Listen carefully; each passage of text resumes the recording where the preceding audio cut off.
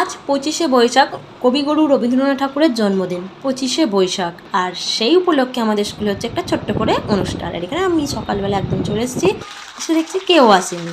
তো যাই হোক, আস্তে আস্তে সবাই আসলো এবং আমাদের অনুষ্ঠান 8টার দিক করে শুরু হয়ে গিয়েছিল। প্রথমে মাল্যদান দিয়ে শুরু করা হলো আমাদের অনুষ্ঠান, আর তারপরে উদ্বোধনী সঙ্গীত দিয়ে। আর এখানে তোমরা দেখতেই পাচ্ছ সমস্ত স্টুডেন্ট, গার্জেন, টিচার সবাই এসে গেছে আর আমাদের অনুষ্ঠানও শুরু হয়ে গেছে।